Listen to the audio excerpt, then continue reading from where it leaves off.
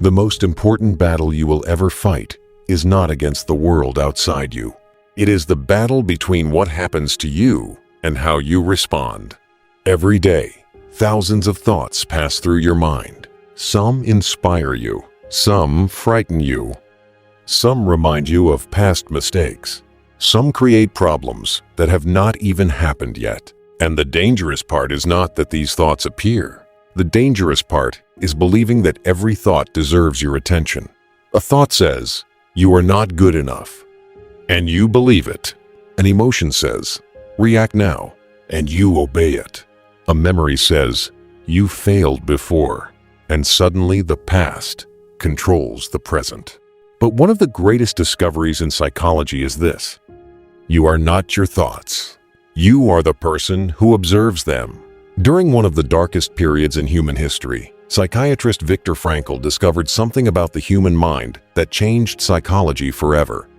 While imprisoned in Nazi concentration camps during World War II, Frankl experienced suffering most people could hardly imagine. He lost his freedom. He lost his security.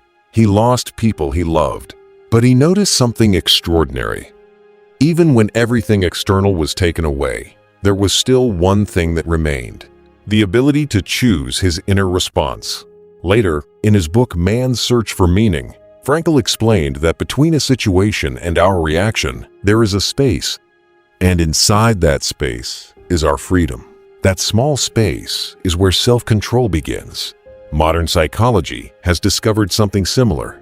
Researchers studying the human mind found that people spend a large part of their day mentally wandering.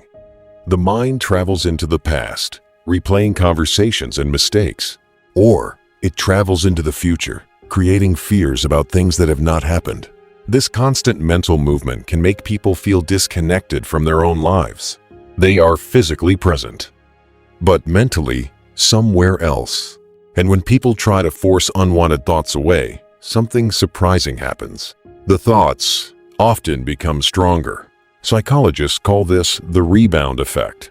The more you fight a thought, the more attention you give it. It is like trying not to think about a white elephant. Suddenly, the white elephant is everywhere.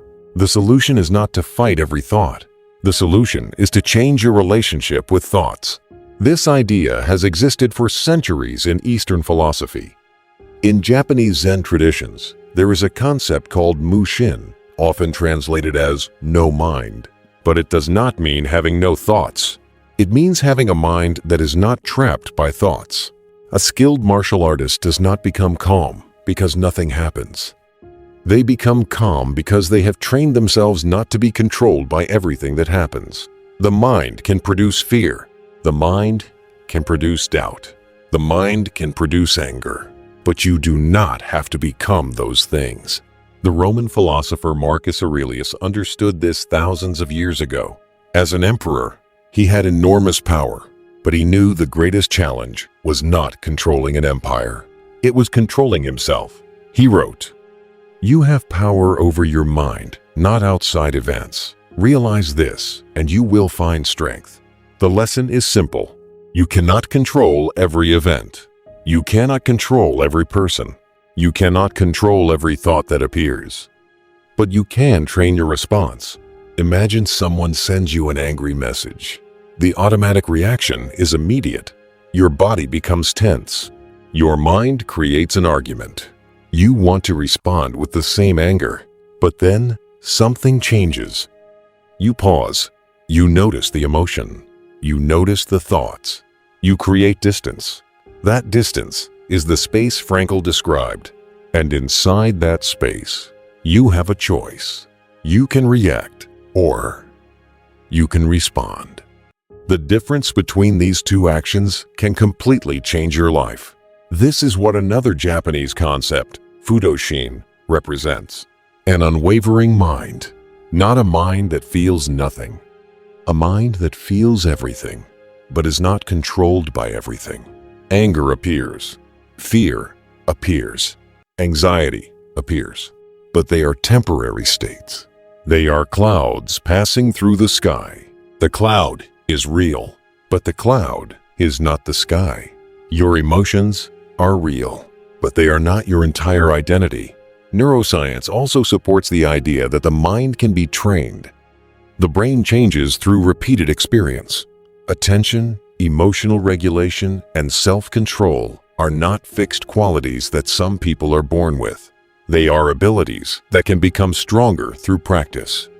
Every time you notice a thought, instead of immediately following it, you strengthen awareness. Every time you pause before reacting, you strengthen self-control.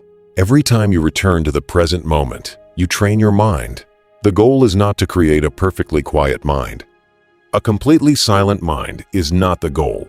The goal is freedom. Freedom from automatically obeying every fear. Freedom from being controlled by every emotion. Freedom from allowing yesterday's mistakes or tomorrow's worries to steal today's life. A trained mind is not a mind without storms. It is a mind that knows how to stand during the storm. Viktor Frankl discovered this in the most difficult circumstances imaginable. Marcus Aurelius practiced it while carrying the weight of an empire. Zen masters trained it through decades of discipline, and modern science continues to study it today. Different cultures, different languages, one powerful idea. The greatest freedom you can develop is the ability to choose your response. Because you cannot always control what happens, but you can always begin training the space between what happens and what you do next. And inside that space is where your power begins.